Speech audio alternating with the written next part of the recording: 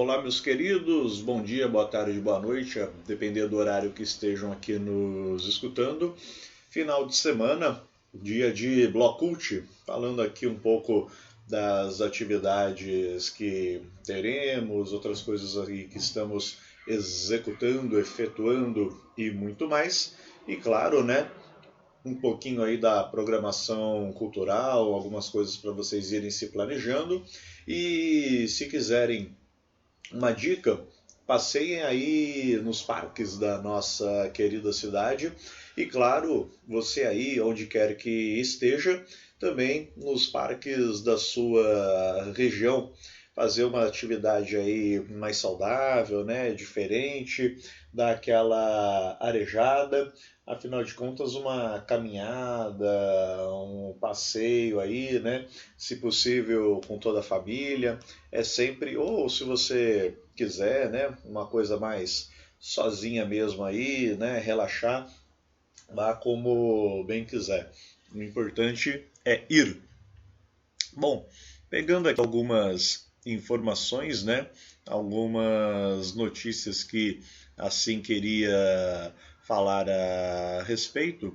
Estava vendo sobre a nomeação, né? Quer dizer, na verdade é uma candidatura, né? O Ailton Krenak se candidatando à Academia Brasileira de Letras. Ele que é o favorito, né, para ocupar a cadeira deixada por José Murilo.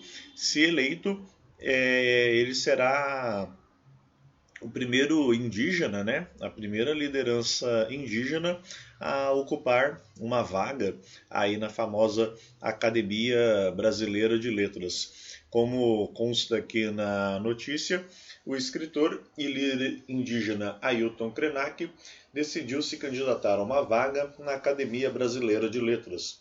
O autor pleiteia a cadeira número 5, aberta após a morte do historiador Murilo de Carvalho no último domingo 13. Caso vença a disputa pela cadeira, Krenak será o primeiro indígena a ocupar uma cadeira na prestigiada academia. Há 2 anos, o escritor Daniel Munduruku tentou uma vaga, mas não foi escolhido. O nome de Krenak recebe apoio de outros membros da ABL após o não a Munduruku. A ocupação da cadeira, argumentam as entidades indigenistas, detém significado histórico na retomada do indígena em torno da sua narrativa retratada na literatura brasileira. Até porque isso aí eu acho que seria fundamental, né? Eu sinto o fato do Daniel Munduruku não ter sido escolhido, né? Ele que é um grande escritor, principalmente no que se refere à literatura infanto-juvenil, e além de ser um grande escritor, é de um conhecimento aí, né, de uma sabedoria que deixa muita gente invejada, né? Já tive a oportunidade aí de ouvi-lo, né?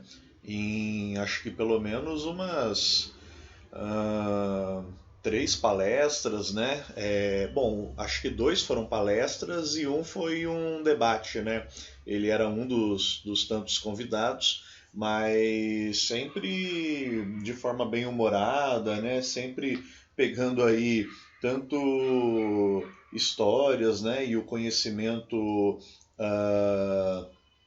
dentro da sua cultura, né? Dentro do seu pensamento e também misturando elementos da chamada cultura pop, né? Sempre fazendo aí algumas irreverências. É uma pessoa aí bastante interessante. Bom, de qualquer forma, esperamos que, já que ele não conseguiu, que pelo menos o Krenak, né, aí acabe conseguindo. De resto, estava vendo aqui a agenda de shows, né? Falei do show de Zé Ramalho que ocorrerá em 2 de setembro, né? Aqui em São José dos Campos. E na capital, São Paulo, dia 25, semana que vem, teremos aí Caetano Veloso com a turnê Meu Coco. Sexta-feira, às 20 horas, no Espaço Unimed da rua Itagipuru, em São Paulo, capital, como havia falado, né? Claro que teremos várias outras atividades por aí também, inclusive hoje, né, é show do Melim. Tinha falado aí que em São Paulo, capital, teremos aí o show da banda Melim, gravação de DVD, das 18 às 23h30, na capital paulista também. Melim é uma banda agradável, né? Bem, como eu costumo dizer, no bom sentido do termo, aguinha com açúcar, né? É bem assim, aquelas músicas para dar uma paz de espírito, né? Agora, quem não deve estar com muita paz de espírito deve ser talvez a cantora Simone, né? E mais ainda a produtora contratada para fazer a organização do seu show aqui em São José dos Campos. O que a gente acabou vendo aí, né? Que Simone teve shows cancelados por falta de público e deixou prejuízo de 130 mil. Pelo que diz a nota, a cantora Simone teve um dos shows da sua turnê nacional cancelado na quarta. Ela se apresentaria em São José dos Campos, no interior de São Paulo, mas a produtora responsável comunicou que o evento não atingiu as vendas esperadas. Esse já é o segundo show de Simone que é cancelado neste ano por falta de público e o prejuízo é de 130 mil. A Divulga Promoções e Eventos publicou um comunicado no Instagram nesta semana que deixou os fãs de Simone chateados. Internautas reclamaram sobre o cancelamento, mas a empresa explicou que os compradores terão os valores dos ingressos reembolsados.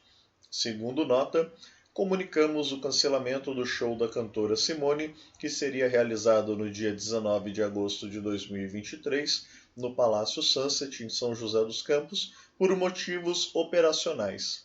Todos os ingressos serão devolvidos mediante o envio de e-mail para contato@ingressos10.com.br a partir do dia 21 de agosto. A turnê Tô Voltando é uma comemoração dos 50 anos de carreira da cantora, voz que marcou sua geração no gênero do samba e da MPB. A empresa que organizava a apresentação revelou que apenas 300 ingressos foram vendidos. O número representa só 25 de um total de 1.200 entradas. Ou seja, a produtora esperava algo em torno aí, né, de 1.200 aproximadamente de ingressos vendidos, porém só conseguiu 20%, 25% desse total. Então, minha gente, infelizmente, para aqueles que compraram os ingressos, né, dentre essas 300 pessoas que queriam muito aí ver a cantora Simone, acabaram ficando chupando o dedo. Eu particularmente até gosto da cantora Simone. Lembro de um CD que o meu pai tinha, muito bom por sinal, do qual ela faz um certo resgate, né, aí do samba, trazendo algumas melodias, algumas músicas tanto antigas quanto novas na sua carreira e sempre muito bem aí interpretadas. Simone geralmente é alvo aí, né, de piadas, memes todo ano devido à canção natalina, né, que vou poupá-los aqui da minha cantoria, mas para muito além disso, né, ela tem um vastíssimo repertório aí. Só que, pelo visto, né, talvez por um misto aí de questões financeiras e talvez até mesmo o apreço, né, do público, acabou não conseguindo, né, atingir pelo menos uma meta de 70% de ingressos vendidos, né, para assim poder realizar o show.